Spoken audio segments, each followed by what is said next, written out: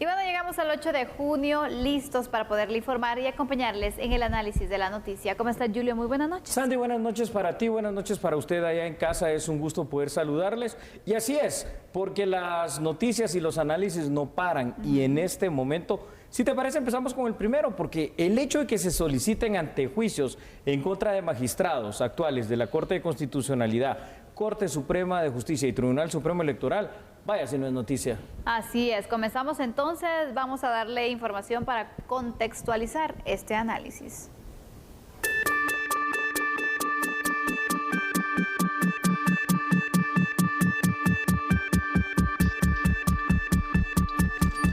En el Departamento de Servicios Auxiliares, en el primer nivel de la Torre Tribunales, fiscales del Ministerio Público presentaron 8 peticiones de retiro de antejuicio en contra de 8 magistrados de la Corte Suprema de Justicia.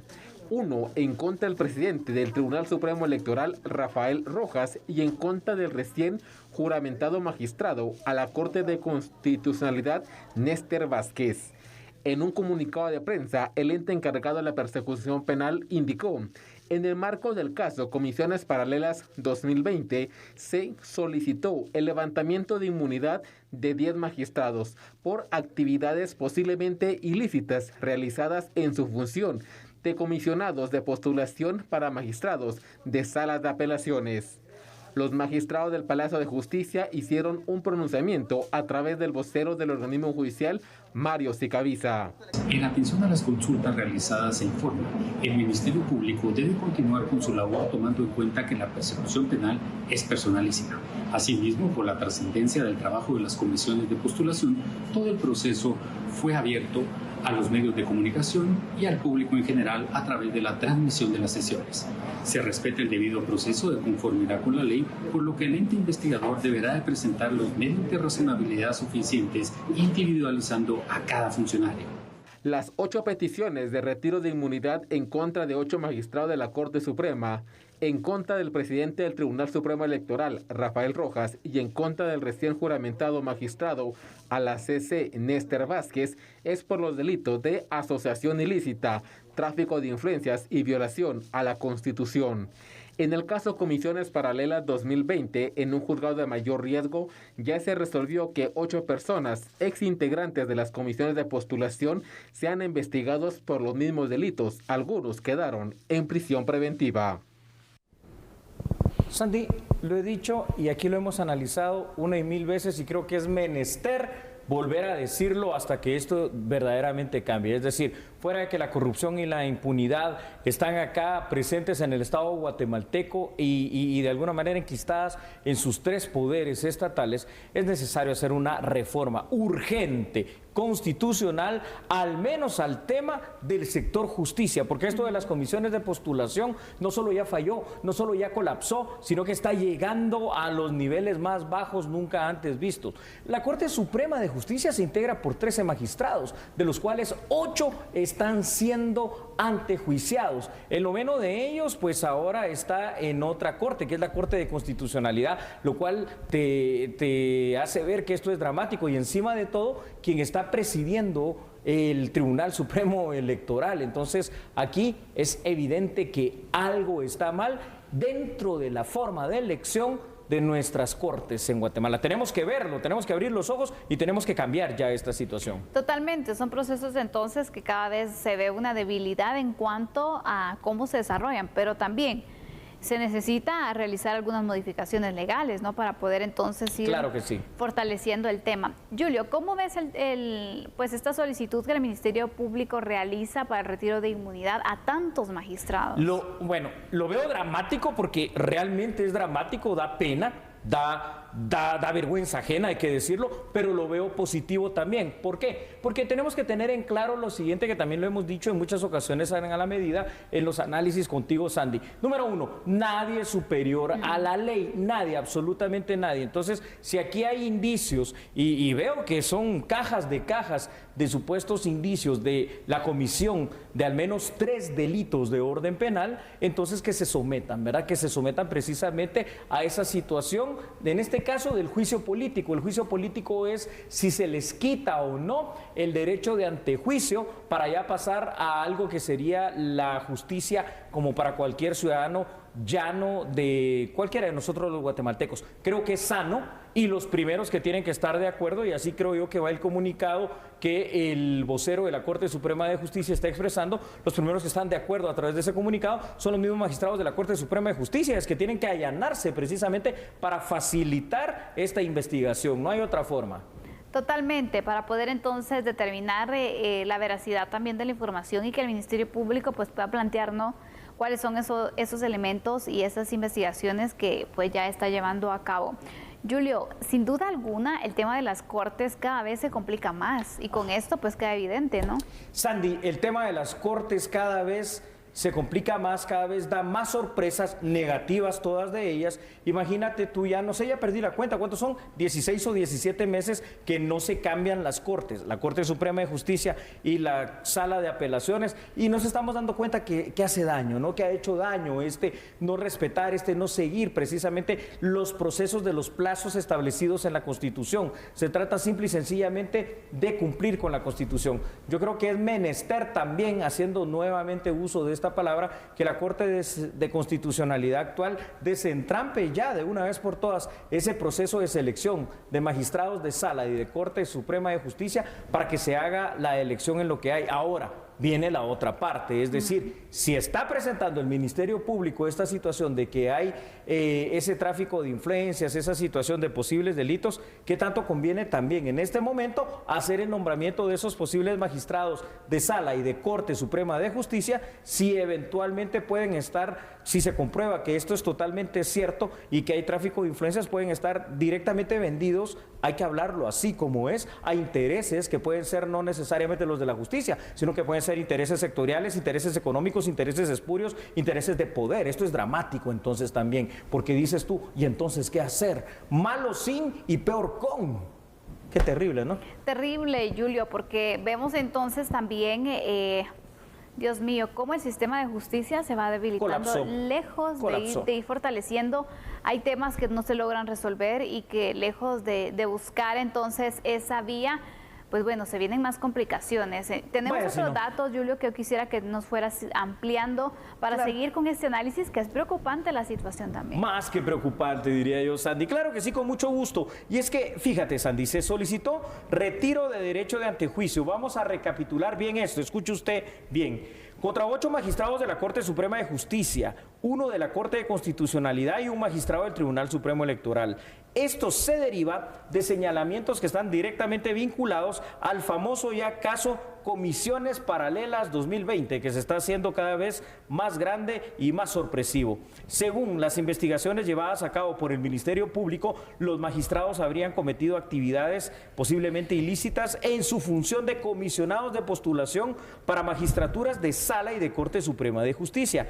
Hay indicios, y estos son los que se presentaron el día de hoy, junto con la solicitud de quitar el antejuicio, de la existencia, imagínate tú, de una lista de candidatos previamente consensuada y de la cual el Congreso debería elegir a magistrados de las salas de apelaciones. Hombre, Sandy, es que esto puede trascender aún más. Y de pronto hoy nos causa sorpresa que son magistrados de la Corte Constitucionalidad, de la Corte Suprema de Justicia y del TCE, pero a ver si no se pasa y se traslada esto también hacia el Congreso de la República y hasta dónde más están los tentáculos de todo este tipo de intereses que existen en el mal llamado hoy por hoy sistema de justicia, que lo vemos absolutamente derrotado, de rodillas, de bruces, colapsado.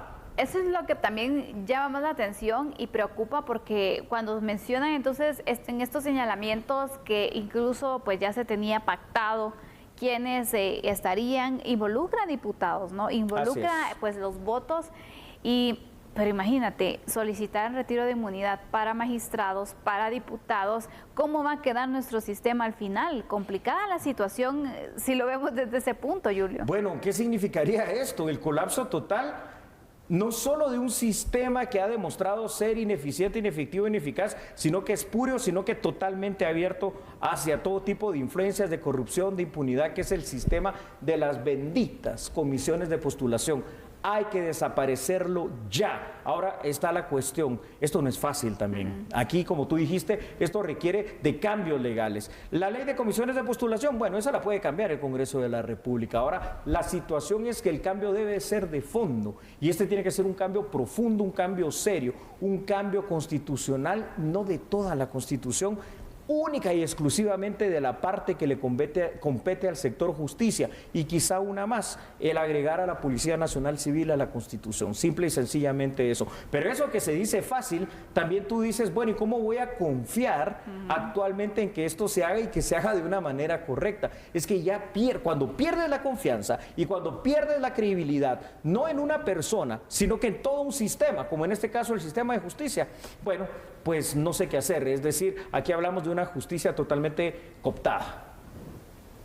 Totalmente, Julio. Mira, realmente el sector justicia y el sistema en sí, pues es muy importante para nuestro país, pero ayer hablábamos sobre los acuerdos que se llegaron para poder apoyar a Guatemala en este encuentro que se tuvo entre Guatemala, Estados Unidos, el tema de la reactivación económica, cómo pues están también llamando a inversionistas para que puedan confiar en Guatemala a establecerse, pero también cómo empresas locales están pidiendo apoyo para poder seguir creciendo y poder entonces ayudar en esa recuperación económica. Pero cuando vemos situaciones como estas, Julio, nos preguntamos, bueno, ¿el país está preparado para dar esa certeza jurídica que tanto se habla y que tanto solicitan inversionistas para poder establecerse en un país? Porque pareciera que cada vez estamos peor. Te digo algo, Sandy, aquí hay una situación que es muy importante, es decir, después de una oscura noche siempre va a salir la luz del día, la luz del sol. Tal vez era necesario llegar hasta estos extremos, porque de verdad es que son extremos ya inauditos, inadmisibles, incomprensibles e intolerables para que empiece a haber un cambio realmente en Guatemala. Y este es un cambio de todo un sistema, no es solo un cambio del sistema de justicia, es un cambio del sistema político como tal, es un cambio del sistema de elección de cortes, es un cambio de la forma de gestar esta nuestra república presidencialista que hoy estamos viendo cómo se desnuda por parte de las investigaciones del Ministerio Público, que aquí no es una meritocracia ni un sistema de carrera, sino que es un sistema de intereses, un sistema de colusión, un sistema de impunidad, y esto es lo que de verdad vuelve dramático el tema que hoy estamos analizando. Totalmente. Vamos con más datos. Julio, por favor, amplíanos la información. Claro, con mucho gusto, Sandy. En pantalla los tenemos. También señala el Ministerio Público que se registraron reuniones previas y también posteriores a la votación desarrollada en el seno de la Comisión de Postulación, y esto con el fin de influir en las magistraturas de salas de apelaciones. Los votos de los 10 funcionarios señalados fueron determinantes para poder obtener el número de electores necesarios y alcanzar los mínimos indispensables. Con ello se lograría cumplir con el requisito establecido en el artículo 2017 de la... No, con el artículo, aquí sí el artículo se los... no es el 2017, ahí está mal escrito. Es el artículo 87 de la Constitución Política de la República de Guatemala, precisamente para el tema de las comisiones de postulación. Entonces, Sandy, esto se vuelve realmente cada vez más tenebroso. No sé, de verdad no sé hasta dónde va a llegar, hasta dónde habrá más influencia, más personas, más implicados, y cuáles van a ser al final de cuentas los resultados de esta solicitud de antejuicio, porque nos puede dejar al final de cuentas hasta sin cortes, pero de pronto termina siendo más sano. Ahora viene la pregunta, y entonces ¿quién genera y quién gestiona la justicia en Guatemala? Wow, es que de verdad por donde tú lo mires es, no sé, vergonzoso, ¿te parece el término? Sí, es vergonzoso, es preocupante, Julio, todo lo que está sucediendo, pero es necesario también que se tenga una claridad en cuanto al camino que se va a tomar, en cuanto a qué se va a hacer para poder desenrollar toda esta situación que se ha ido generando y que solo va afectando y debilitando más este sistema de justicia que, bueno, necesita mucha ayuda, te diría, y no ayuda también con los planes que se tiene a nivel de país, ¿no? Fíjate, Sandy, que esto me lleva a pensar algo. Sí, tienes tú toda la razón a nivel de país. Estamos a pocos meses de celebrar supuestamente el bicentenario de independencia, ¿no? Hasta ahí estamos todos claros. Y muchos han hablado de distintos términos, han hablado de refundar el Estado, de crearlo nuevamente. Yo creo que tenemos que volver a la esencia de esto, la esencia de los griegos, la esencia de los romanos en su momento, la república, porque somos una república presidencialista, y determinar que es necesario ya la creación de la Segunda República de Guatemala, una república que ya no tenga estos vicios, que ya no tenga estos problemas, que ya no tenga estas influencias, que ya no tenga estas injerencias, que ya no tenga esta situación que la hace permeable completamente a intereses políticos, a intereses económicos o a cualquier otro tipo de interés espurio, sino que aquí al final de cuentas las instituciones sean lo más claras, lo más transparentes, lo más puras, lo más dignas en cuanto a los funcionarios que tienen que realmente elevar esa alta investidura que se les confía en su calidad de magistrados, pero que hoy por hoy pues está por los suelos, ¿no? Y está en entredicho totalmente. ¿Cómo hacer para recuperar el sistema de justicia, Julio? ¿Cómo hacer para poder pues finiquitar ya esta situación, que se pueda ir avanzando en cuanto a establecer unas cortes, pues bueno, que estén legalmente integradas, que estén muy bien integradas y que ya se pueda resolver este asunto que ya lleva tiempo? Entonces, en la Corte Suprema de Justicia y ahora la Corte de Constitucionalidad también, que bueno, es otra situación también preocupante. Bueno, yo creo que aquí lo que hay que hacer es, en este momento, porque no se puede hacer otra cosa, seguir lo que dice la ley, pero descartar estos listados. Es evidente que estos listados están viciados. Entonces los actores que están comprometidos, que todavía queden dentro de estas cortes y dentro del Congreso mismo, rápidamente hacer la selección de los expedientes que quedan y nombrar. Aquí lo que urge es nombrar, nominar. Y ojo, y con esto concluyo, no se va a nombrar para que cuando sean nombrados empiece el conteo de 5 años, simple y sencillamente para que terminen el periodo que debió empezar hace 17 meses atrás. Esa es la solución. Y la solución a largo plazo, la reforma total del sistema de justicia guatemalteco. Bueno, con esta información vamos a ir concluyendo nuestro primer análisis. Otro de los temas que preocupa es la migración y ese combate que se tiene entonces a la trata de personas. Ayer hablábamos entonces de la creación de esta fuerza de tarea para poder erradicar la trata de personas, y hoy surge una noticia en torno a este tema con una niña de tan solo 5 años. Niña abandonada en la frontera. Regresamos con ese tema y nosotros somos A la Medida.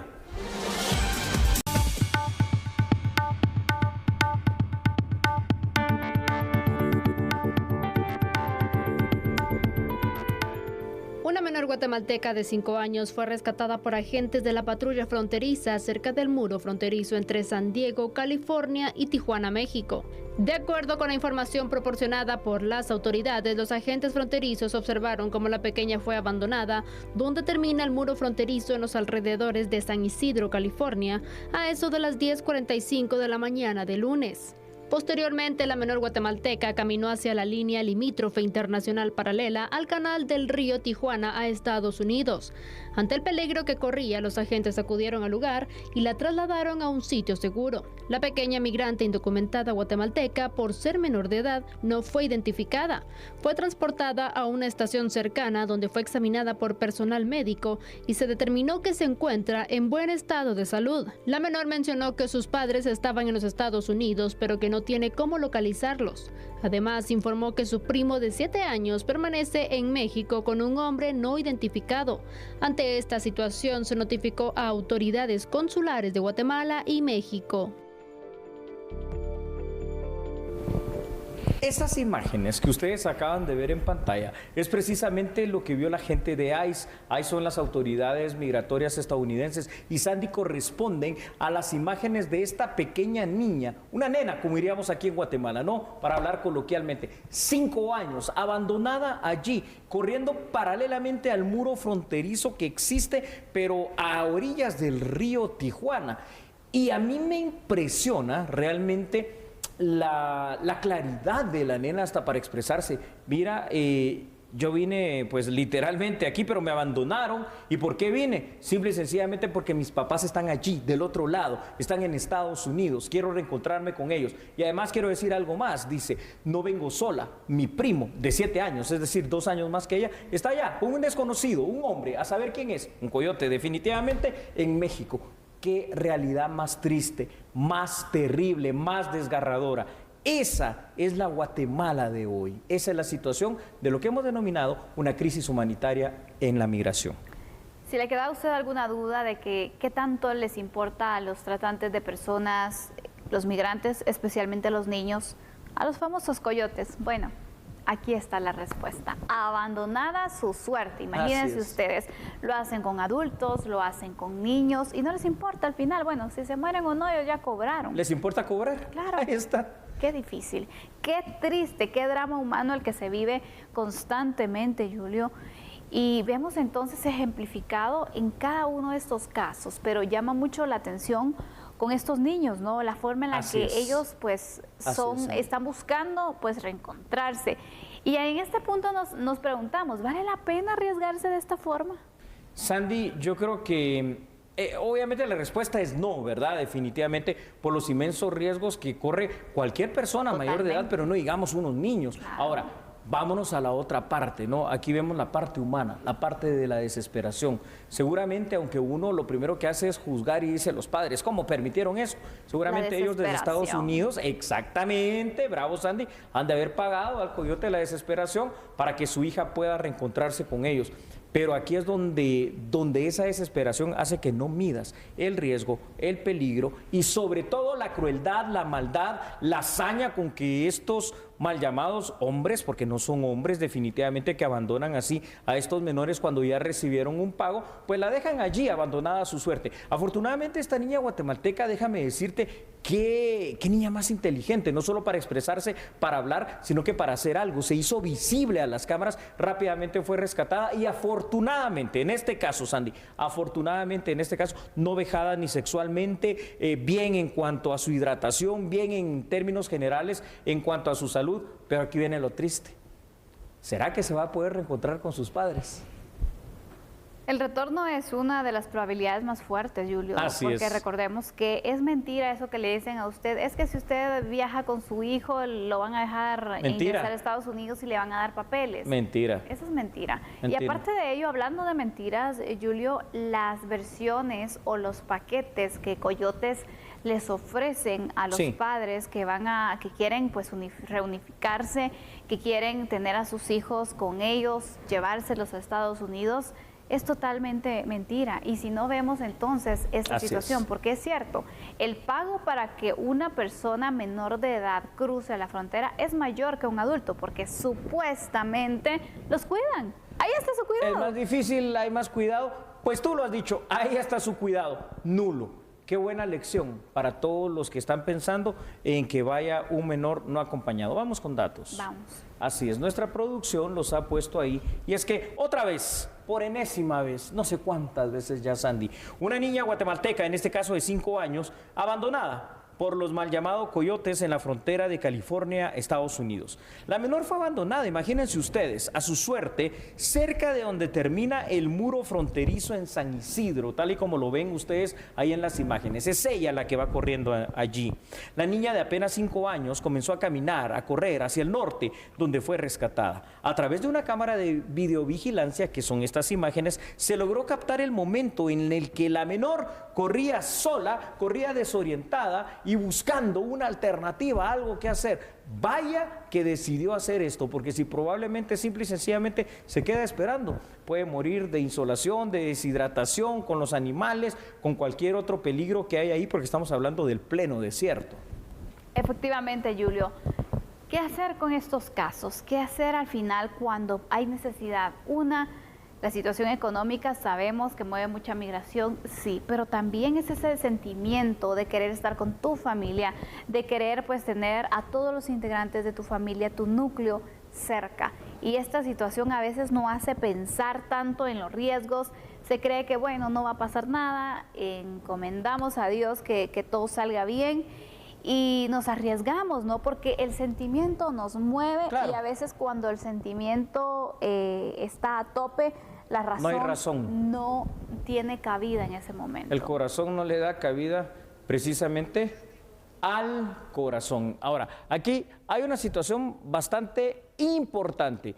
Vean ustedes, es increíble porque la culpa aquí realmente nosotros la tenemos. ¿Por qué? Porque como Estado, como sociedad, como Guatemala no hemos logrado ni hemos hecho nada porque las condiciones de vida en nuestro país mejoren. Y ante esta situación, pues la desesperación que tú mencionas le gana a la razón, la desesperación le gana a cualquier lógica. Y esto es dramático porque esto no va a parar. De verdad, por mucho que presentemos estos casos, por mucho que hagamos conciencia en estos casos, no va a parar porque como le dice a usted a una familia desintegrada, no lo haga. Como se le dice a una familia que está muriendo de hambre aquí, no lo hagas. Cómo se le dice a una familia que no tiene esperanza, que ha estado sin trabajo, que han perdido todo, no te vayas. Por mucho que venga la vicepresidenta estadounidense y dé el mensaje claro, como hizo ayer, no vengan hacia acá, dijo, refiriéndose a Estados Unidos, esto no se va a entender, porque es una cuestión de humanidad, exacto, es una cuestión de sobrevivencia, una cuestión de hambre, una cuestión de querer algo mejor. Así es, Julio. Quisiera que adentráramos más en cuanto a los detalles de la localización de esta niña, dónde fue la situación en la que estaba. ¿Ampliamos la información? Claro que sí, con mucho gusto, Sandy. Vamos a ver con nuestra producción estos datos. La niña de apenas 5 años, y pues ya lo dijimos dónde fue encontrada. Las autoridades migratorias lograron entonces rescatarla cerca del río llamado Tijuana. Esta niña guatemalteca contó a las autoridades migratorias de Estados Unidos que sus papás ya están en ese país. También informó que un primo de 7 años está en México en compañía de un hombre no identificado. Autoridades consulares de Guatemala y México esperan poder encontrarlo para poder poner a salvo al menor. Pero la pregunta en este instante es, Sandy, hoy es esta niña guatemalteca de 5 años, su primo que no sabemos dónde está. ¿Cuántos niños más están en esta misma situación? ¿Cuántos? Es decir, esto es una situación difícil. ¿Y cómo vamos a hacer para pararlo? ¿Qué estamos haciendo para crear las condiciones de vida aquí? ¿Qué estamos haciendo para mejorar la situación del guatemalteco? No lo sé, ahí es donde la respuesta es incierta. Sí.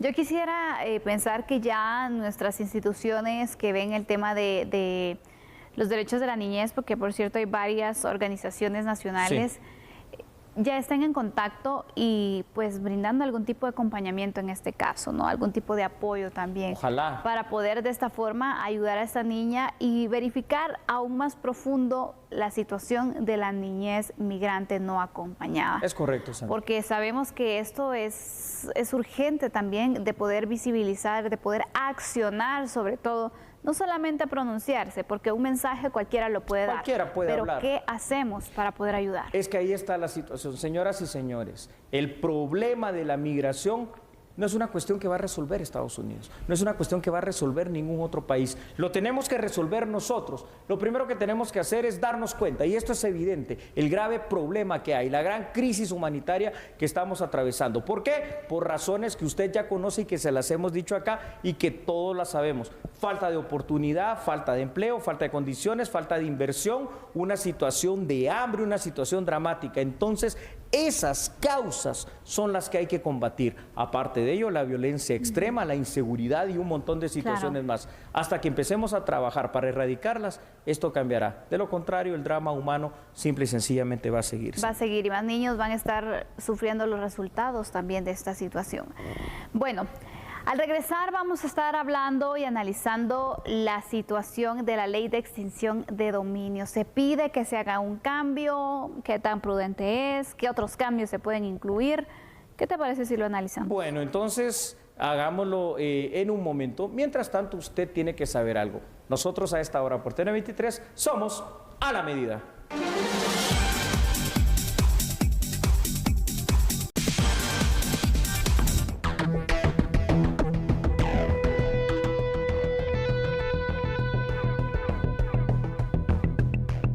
La propuesta tendrá que ser analizada por la Comisión de Vivienda del Congreso de la República, la cual fue planteada por el Viceministerio de Desarrollo Urbano y Vivienda del Ministerio de Comunicaciones, para que las asignaciones de inmuebles obtenidos bajo extinción de dominio puedan ser otorgados a familias damnificadas de cualquier desastre natural, por medio del Viceministerio. Que es proponer una modificación, una reforma a la ley de extinción de dominio. ¿Qué significa esto? Que el Viceministerio de Vivienda pueda tener acceso a las tierras que han sido expropiadas para poder ser utilizadas en estos casos de emergencia ya que lo que nos hace falta es eso. Entonces la idea es poder accesar a esas fincas que han sido expropiadas y que se puedan utilizar en casos de emergencia y que el pueblo de Guatemala pueda contar con más opciones para el momento de construir su vivienda. Nuestro lema en el viceministerio es que juntos somos progreso y hoy esto es una muestra de ello, que juntos dos poderes del Estado, el legislativo y el ejecutivo, pueden trabajar en pro de Guatemala. La propuesta fue planteada ante la dificultad de acceder a terrenos con certeza jurídica y asimismo agilizar los procesos de entrega y vivienda para los afectados.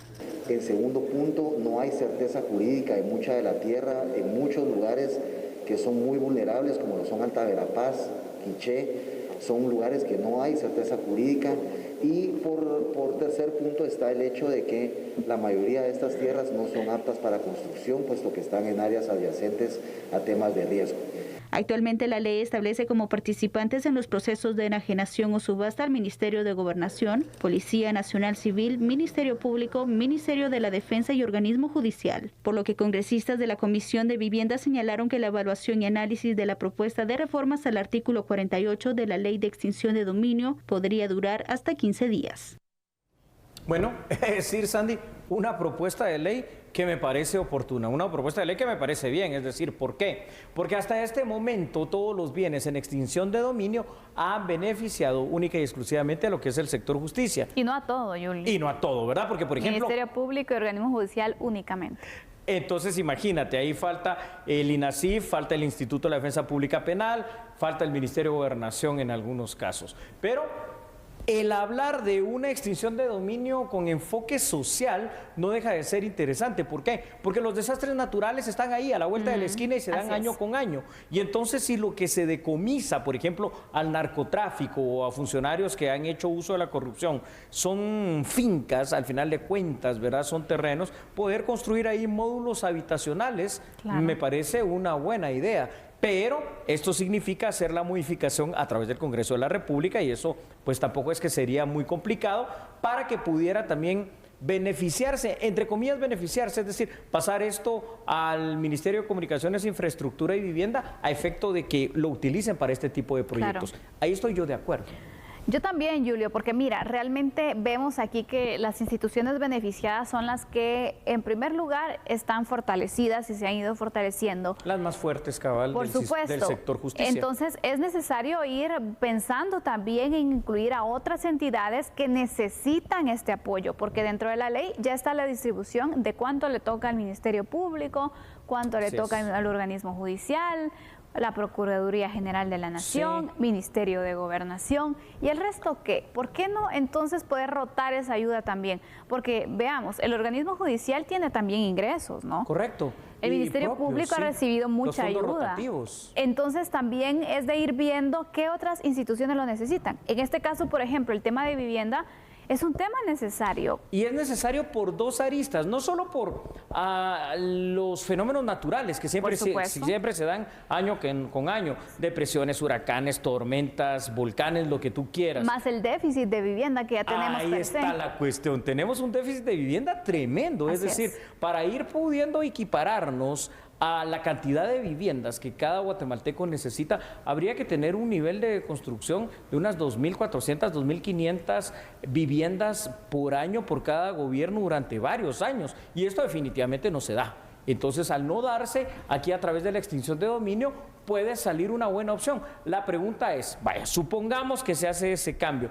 Va a estar entonces en la capacidad el Ministerio de Comunicaciones, Infraestructura y Vivienda de efectivamente poder agilizar la construcción de módulos familiares para que se vuelvan una vivienda de forma rápida, de forma eficiente. Te lo pregunto por lo siguiente, porque es que todavía hay personas afectadas del Cambrai que no han recibido su vivienda. Hay personas afectadas de lo del volcán de fuego que no han recibido tampoco respaldo para la vivienda. Entonces aquí es donde hay que dejar bien establecido en la ley y en el reglamento cuál va a ser el mecanismo. Pero una cosa que toda ley necesita y que a los diputados se les olvida es que toda ley tiene que estar respaldada con fondos. De lo contrario, esto no se va a poder hacer. Tiene que ser ejecutable. Mira, yo creo que es oportuno de verdad que los diputados puedan analizar esta ley, porque también hace cuánto se creó, hay que irla actualizando, hay que irla fortaleciendo y hay que ir repartiendo más esa ayuda que se tiene, porque imagínate, Por ejemplo, ya se logra cobertura con Ministerio Público, organismo judicial, se ha ido fortaleciendo, ya tienen cobertura total. Sí.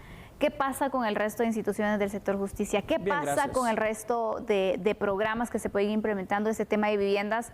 Que repetimos, es muy importante que se vaya planteando porque hay muchos guatemaltecos que no tienen un lugar donde vivir.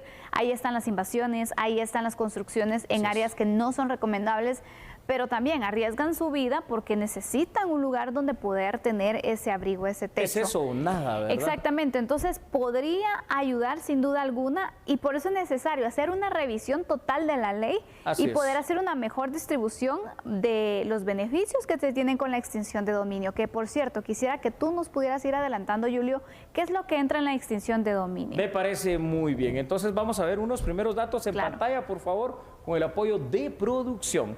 La propuesta fue planteada por el Viceministerio de Desarrollo Urbano y Vivienda del Ministerio de Comunicaciones. Sin embargo, la propuesta tendrá que ser analizada por la Comisión de Vivienda del Congreso de la República. Esta ley pretende que los inmuebles obtenidos bajo extinción de dominio puedan ser otorgados a familias damnificadas por desastres naturales por medio de ese viceministerio. En extinción de dominio, Sandy, para que nosotros entendamos que es un modelo de ley no propio de acá de Guatemala, sino que de un modelo sudamericano que ni siquiera del que nos ha influenciado particularmente, que es el modelo argentino, sino que el modelo penal colombiano. La extinción de dominio es quitar bienes. ¿Qué bienes? Naves, aeronaves, buques, si es necesario, cualquier cosa, dinero, bienes muebles, bienes inmuebles, y trasladarlos para que sean propiedad del Estado. Pero no solo para que sean propiedad del Estado, sino que para que el Estado los pueda utilizar de una manera que sea eficaz, es decir, para que ahí funcionen instituciones, para que hayan escuelas, para que hayan hospitales, para que sea sede, por ejemplo, de algunos ministerios o dependencias sin tener que estar alquilando. Pero ahora, porque todo evoluciona, ¿verdad, Sandy? Y esta evolución me gusta porque es una propuesta que nace aquí en Guatemala, el hecho de que hay una extinción de dominio con algo, que es el enfoque social que todos tendríamos que tener. De hecho, la misma iniciativa privada, las empresas, tienen que tener ese enfoque social dentro de su quehacer, cuanto más el gobierno lo debe de tener. Por eso, la propuesta de que algunos de estos bienes, particularmente, estamos hablando de bienes inmuebles, fincas, casas, edificios, lo que sea, se pueda utilizar para construir ahí en esa área varios pequeños townhouse, módulos habitacionales, como querramos llamarle, y poder otorgarle, número uno, a las personas damnificadas por desastres naturales, pero número dos, y tú también lo has dicho de muy buena manera, a todas aquellas personas guatemaltecos que tienen ese déficit de vivienda, que no tienen dónde vivir. Ahora, yo aquí veo una cuestión, es decir, tampoco se trata, fíjate, Sandy, de regalar por regalar, porque cuando regalas algo tampoco lo valoras. Tal vez poner un valor simbólico, ¿verdad? Hay subastas incluso, sí, ¿no? Una cuestión así, correcto, que haga que el guatemalteco realmente vea esto como algo propio, como algo suyo, como algo que va a cuidar. Cuando te digo un valor simbólico, es decir, que vas a pagar, qué sé yo, por un tiempo de X cantidad de años, unos 500 quetzales o algo así, para que tú digas, esto verdaderamente es mío y de verdad lo voy a atender como merece. Totalmente, Julio, porque mira, cuando ocurre un desastre natural que con estas tormentas ETA e IOTA hemos visto que muchas personas perdieron su vivienda, pues bueno, vimos que la situación, el avance que ellos habían tenido en cuanto a su economía, se fue todo se perdió. Muchos se quedaron sin absolutamente nada. Así es. Y con condiciones de pobreza. Entonces, ¿por qué? Porque al final son situaciones que no prevés. Ahí en esos casos sí hay que regalarlo, ¿no? Cuando es desastre natural. Exactamente. Entonces ya se tiene una respuesta inmediata para estas personas. Pero imagínate, si como ellos, ¿cuánto tiempo ha pasado ya desde que se registraron estas tormentas? Y todavía están pues viendo de qué forma pueden salir adelante en este momento que les digan, es que construyan otra casa. No es tan fácil poder hacer una vivienda. No, por supuesto que no. Nada fácil. Bueno, ahí está, una propuesta de solución, esperemos que esto camine. Vamos con más datos, por favor, que esto es muy importante. Esta propuesta, Sandy, fue planteada debido a la dificultad que existe para poder acceder a los terrenos con certeza jurídica. Por ende, esto podría agilizar los procesos de entrega de vivienda para todos los afectados. El análisis y la evaluación de la ley de extinción de dominio podría durar 15 días, que es un tiempo realmente corto y el beneficio puede ser muy grande. Lo único que hay que evitar es que si de verdad esto se va a cambiar y se va a hacer una ley, se va a hacer el reglamento, se le van a dar fondos, pues evitar que esto caiga en la clásica burocracia guatemalteca, ¿no? Donde te ponen 1 y 1000 requisitos y 20 trámites en 2 o 3 instituciones, porque ahí es donde la cosa se entrampa y es donde facilita corrupción, impunidad, coimas y un montón de cosas más. Claro. Y se vuelve lento. Totalmente. Ojalá entonces que los diputados puedan tomar este tema porque, por cierto, ya les han hecho propuestas sobre hacer modificaciones y parece que no es una prioridad en el Congreso. Ojalá que esto cambie y que de verdad se pueda realizar el análisis respectivo, conocer a los diferentes sectores y tomar una buena decisión para ir fortaleciendo, aprovechar estos recursos que se tienen, que por cierto, durante los últimos años han sido varios casos donde han tenido extinción de dominio, Julio, y vemos que son oportunidades que se pueden aprovechar para ir entonces generando proyectos de bien común, ¿no? Que inclusive, fíjate, si vamos a hablar ya de una porque no hay que pensar así como un túnel corto. Si vamos a hablar de una modificación a la ley de extinción de dominio, entonces, ¿por qué no abrir también un poquito más la brecha y decir, se recaudó una cantidad de millones de quetzales o de dólares provenientes del narcotráfico? Bueno, está bien, ¿no? El organismo judicial, ya lo dijiste tú, Ministerio Público y PGN, pero ¿por qué no parte, por ejemplo, de eso se utiliza para construcción de hospitales? ¿Por qué no parte de ese dinero se utiliza para construcción de escuelas? ¿Por qué no parte de ese dinero se utiliza para tener la infraestructura que tanto necesitamos? Tenemos que pensar como un Estado moderno, como un Estado futurista, como un Estado que va a responder a la necesidad, a la realidad. ¿Por qué no parte de ese dinero, de ese armamento, de esos carros se utilizan para la seguridad? Porque lo necesitamos también. Sabiendo nuestras prioridades, podríamos hacer un cambio en la ley de extinción de dominio que fuera más ágil, más transparente y más funcional. Totalmente, que se necesita darle pues esas herramientas al Estado para poder tener entonces ese apoyo mejor distribuido, te diría, porque creo que entre más se ayuda a distintos sectores, pues bueno, mejores resultados se van a ver y más guatemaltecos se van a ver beneficiados también. Bueno, pues entonces ahí está este tema, lo damos por finalizado. Hay una parte importante de A la Medida que hace falta, ¿verdad? Las noticias que tenemos para usted, así que por favor usted siga con nosotros. Sí, porque usted sabe que nosotros somos A la Medida.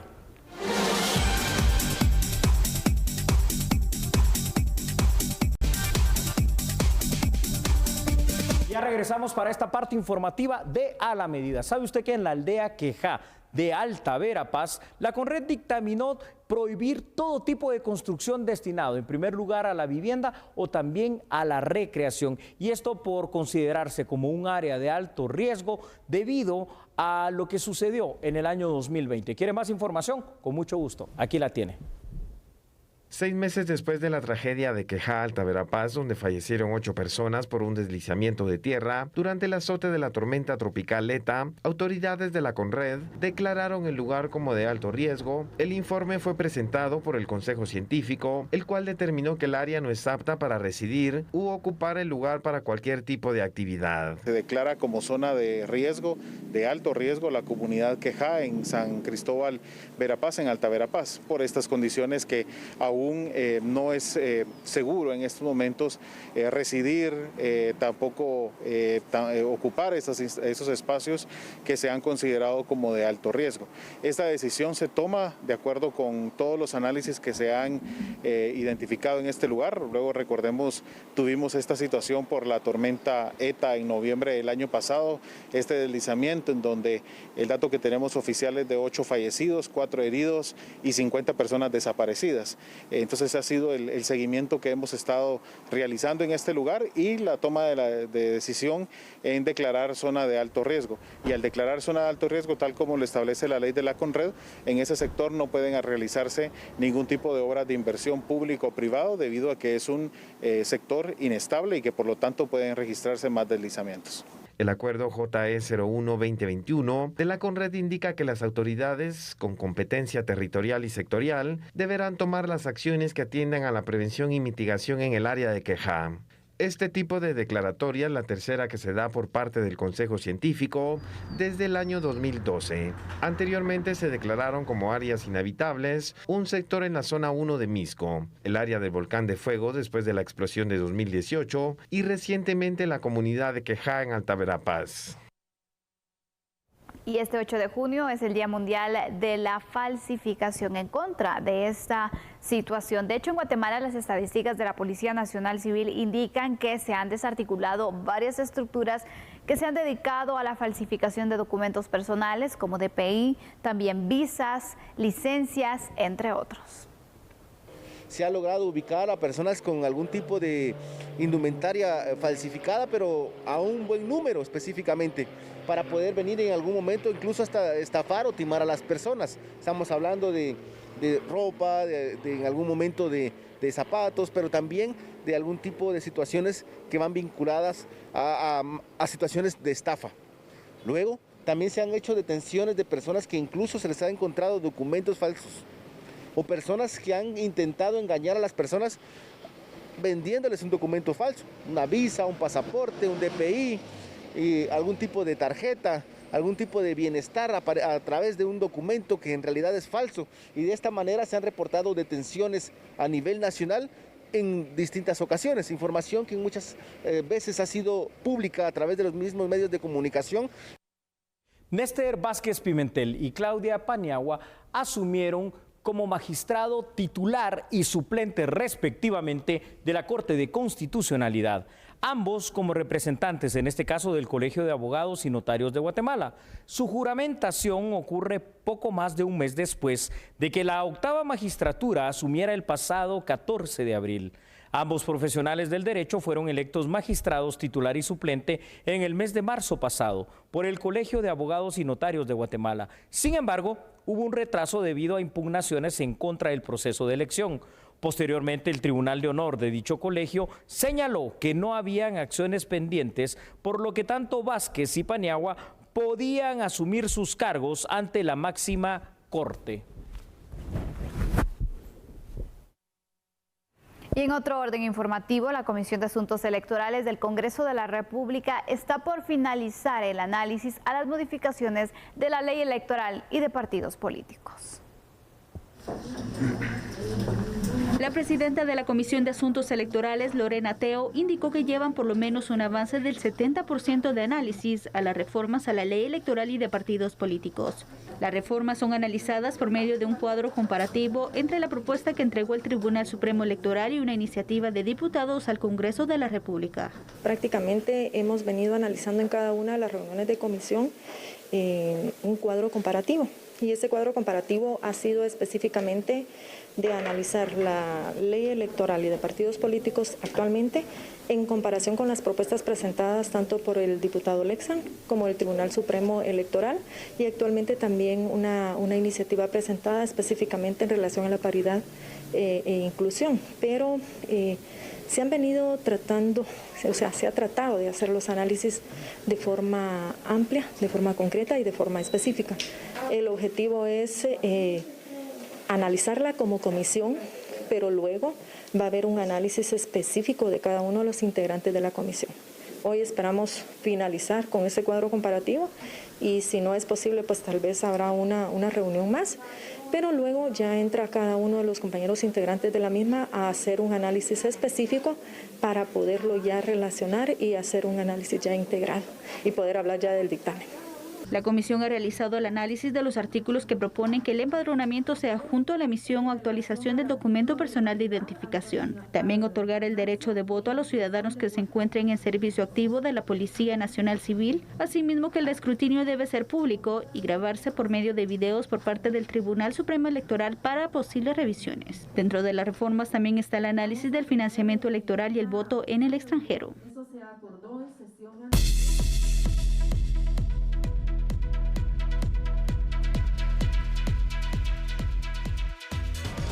La vicepresidenta Kamala Harris concluyó este martes su primera gira internacional con una reunión con el presidente mexicano Andrés Manuel López Obrador, un crucial pero complejo aliado en los esfuerzos del gobierno de Joe Biden por frenar el aumento de migración hacia la frontera de Estados Unidos. Desde horas antes, López Obrador dijo que México tiene la intención de llegar a acuerdos migratorios y fronterizos con Harris, ya que su visita supone una buena oportunidad para afianzar la relación bilateral.